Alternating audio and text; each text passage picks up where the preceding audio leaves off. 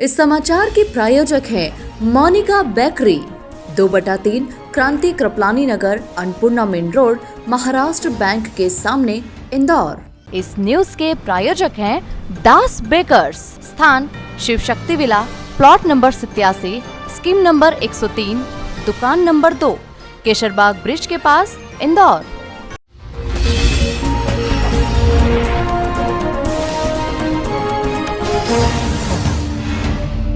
युवती को इंजेक्शन लगवाने वाले व्यक्ति ने टीबी अस्पताल से संक्रमित खून खरीदा था। मलारगंज थाने का हिस्ट्री शीटर किशोर कोरी 2 दिन से पुलिस को गुमराह कर रहा था। सोमवार सुबह किशोर ने सफाई कर्मी से संक्रमित खून खरीदना कबूला। सराफा पुलिस ने टीबी की महिला सफाई कर्मी सहित 3 को गिरफ्तार किया है। रामनगर निवासी कुख्यात गुंडे किशोर कोरी ने 22 वर्षीय युवती को धानगली में इंजेक्शन लगवाया था। शुक्रवार को पुलिस ने किशोर को संजय वर्मा के साथ गिरफ्तार किया और दावा किया कि उसने युवती को गंभीर बीमारियों से संक्रमित करने की मंशा से बीमार भिक्षुक का खून मंगवाया था। भूतेश्वर मंदिर के समीप रहने वाले भिक्षुक को शराब पिलाकर खून निकाला गया था। देर रात पुलिस भिक्षुक को तलाशने पहुंची तो आरोपी मुकर गया।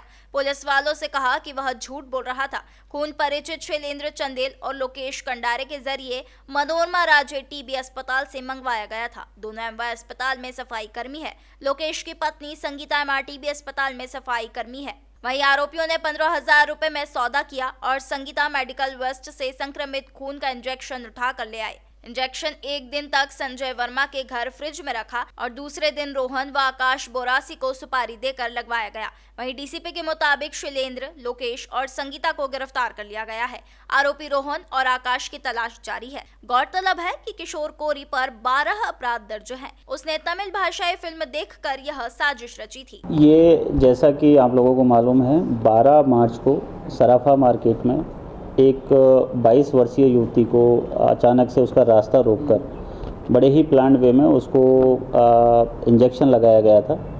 लड़की थी वो, जो लड़की है वो मलाहरगंज की रहने वाली है।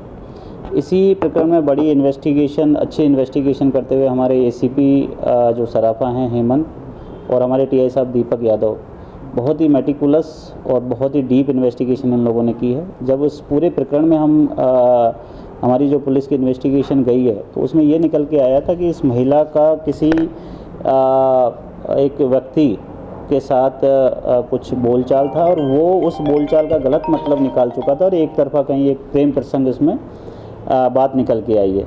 पिछले कुछ सालों से इनमें आपस में बातचीत नहीं हो रही थी। उस जो मेन आरोपी है उसके द्वारा इसको लगातार परेशान किया जा रहा था और लगभग 1 साल पहले भी इंट्रोगेशन में जो हमें मालूम चला है, पिछले 1 साल पहले भी इस लड़की पर एक अटैक उसने करवाया था। उसको, लड़की को ब्लेड मारी गई थी और जब उसमें सक्सीड नहीं हुआ, उसमें उसको जो चाहा इतना नुकसान नहीं पहुंचा पाया, तो इस लड़की को फिर इसने ये संक्रमित एक इंजेक्शन अपने साथियों के साथ मिलके इसमें 12 तारीख को इस लड़की को लगवाया है। टोटल इसमें 7 आरोपी हैं।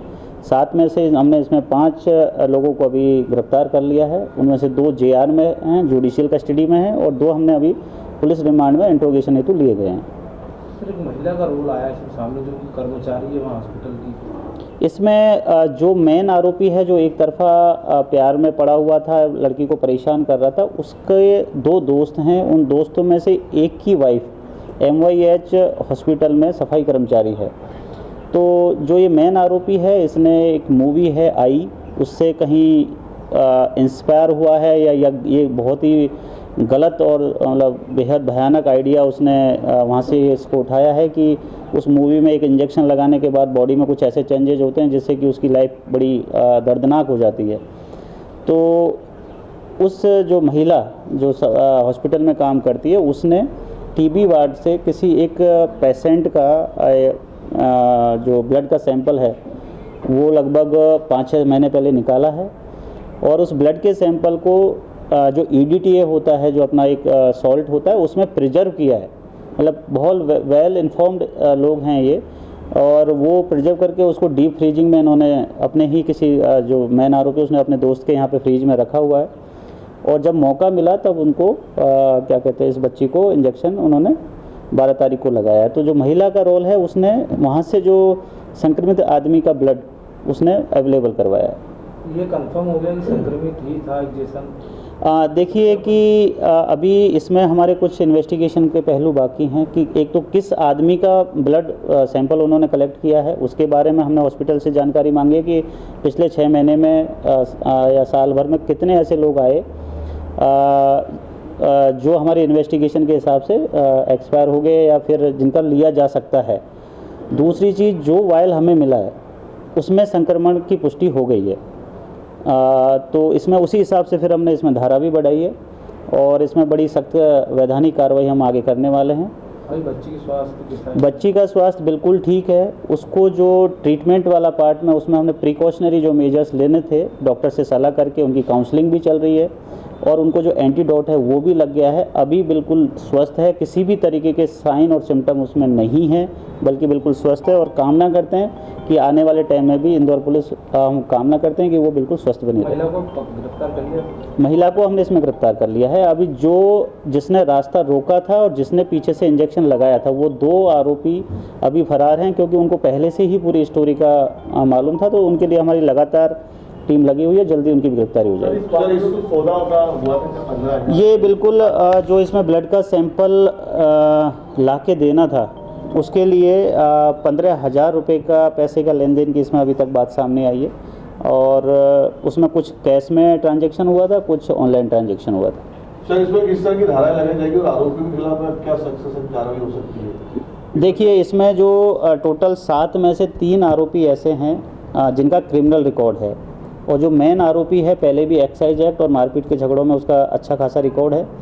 तो हमारी जो प्रतिबंधात्मक कार्रवाई है वो तो लगातार उस पर चलती रहेगी। दूसरा, इसमें हमने 307 की एक धारा का इजाफा किया है क्योंकि पूरा इसमें क्रिमिनल इंटेंशन दिख रहा है कि बच्ची की जान को खतरा मतलब हो सके, इस टाइप का उन्होंने एक्ट किया है। तो 307 की धारा लगा दी है, 34 लगी है, क्रिमिनल कॉन्स्पिरेसी इसमें है और उसके अलावा आने वाले दिनों में हम गंभीर प्रतिबंधात्मक कार्रवाई भी इनके खिलाफ करेंगे। सर, एक महत्वपूर्ण सवाल ये कि जैसे महिला से उन्होंने सौदा करके वहाँ से ब्लड सैंपल लिया, ब्लड लिया उसका, तो महिला के अलावा सर ऐसा नहीं कि एम्बा के जो दूसरे भी उनके सुपीरियर अधिकारी उन पर भी कार्रवाई की जाती है? इस तरह की लापरवाही कैसे? सर, ये तो एक बहुत ही गंभीर मामला है। देखिए, इन्वेस्टिगेशन अभी हमारा ख़त्म नहीं हुआ है, इन्वेस्टिगेशन जारी है, इंट्रोगेशन जारी है।